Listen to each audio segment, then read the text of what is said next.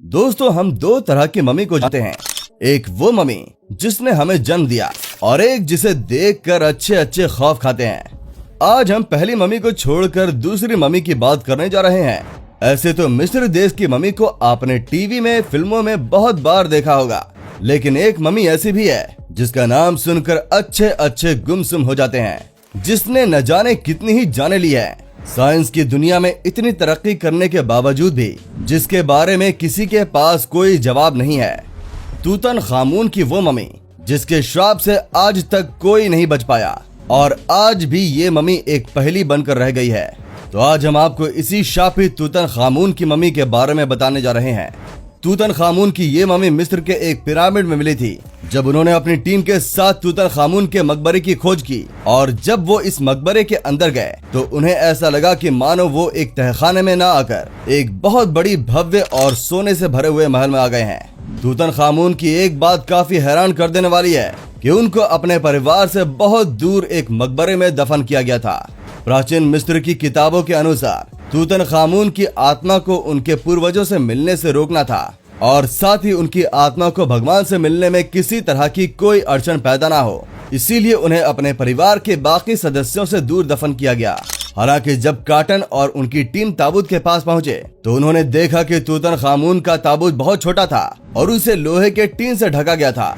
पहले कब्र पर सिंपल मिस्र के लोगों के मौत के देवता की तस्वीर बनी हुई थी, वहीं दूसरे कफन पर एक अजीब शक्ल दिखाई दे रही थी। देखने में ये शक्ल बाकी कफन की शक्ल से बहुत अलग थी।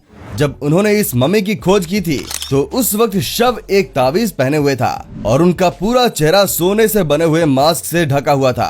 कार्टर के मुताबिक इस मम्मी के शरीर पर मौजूद इस सामान को निकालने के लिए उन्हें तूतनखामुन के शरीर के कई टुकड़े करने पड़े। अगर इसके ताबूत के दूसरे कफन पर बनी शक्ल की बात करें तो ये शक्ल प्राचीन मिस्र की सबसे खूबसूरत महारानी नेफरतीती की शक्ल से काफी ज्यादा मिलती जुलती थी। नेफरतीती के बारे में तूतनखामुन के मकबरे की दीवारों पर भी काफी कुछ लिखा हुआ था। इतिहासकारों का ऐसा कहना है कि नेफरतीती तूतनखामुन की मां थी। माना जाता है कि नेफरतीती अपने आखिरी वर्षों में तूतनखामुन की संरक्षण के तौर पर राज करती थी, इसीलिए तूतनखामुन को नेफरतीती के मकबरे के बगल में ही दफना दिया गया था। तूतनखामुन के इस मकबरे के अंदर एक दरवाजा भी मिला था जिसे कई धार्मिक चिन्हों से सजाया गया था। ऐसा माना जाता है कि इसी दरवाजे के आसपास ही नेफरतीती की कब्र हो सकती है। नेफरतीती और तूतनखामुन के बीच क्या रिश्ता था, इसे लेकर इतिहासकारों की अलग अलग थ्योरी है। कुछ इतिहासकारों का मत है कि नेफरतीती तूतनखामुन की मां थी, तो कुछ इतिहासकार ये भी कहते हैं कि नेफरतीती तूतनखामुन की प्रेमिका थी। हाल ही में राजा तूतनखामुन को लेकर एक नई खोज की गई है, जिसके मुताबिक मिस्र के अधिकारियों ने एक चौंका देने वाला खुलासा किया है। अधिकारियों ने अपने इस नई रिसर्च के बाद कहा कि तूतनखामुन के मकबरे में कोई गुप्त कमरा नहीं है, जबकि इससे पहले की रिसर्च के दौरान ये कहा गया था कि तूतनखामुन के मकबरे में एक गुप्त कमरा है। आपको जानकर हैरानी होगी कि इस मम्मी की खोज के बाद से ही कार्टर और उसकी टीम की एक एक करके मौत होने लगी।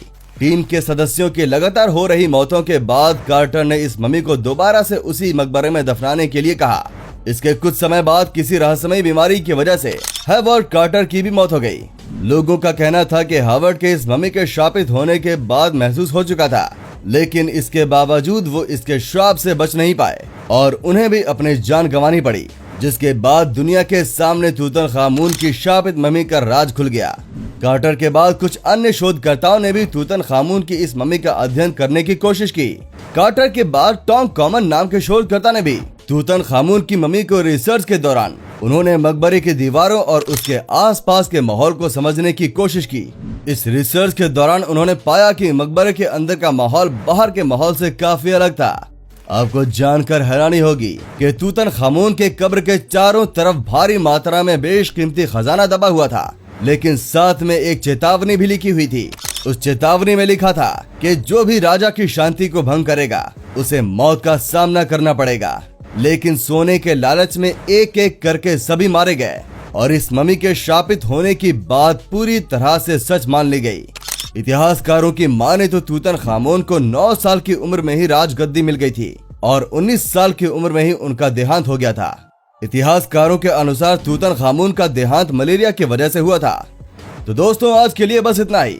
अगर आपको वीडियो पसंद आई हो तो इसे ज्यादा से ज्यादा शेयर कीजिए और हमारे पेज क्रिस्पी एंटरटेनमेंट को फॉलो जरूर कीजिएगा। मिलते हैं हमारी अगली वीडियो में, तब तक के लिए धन्यवाद।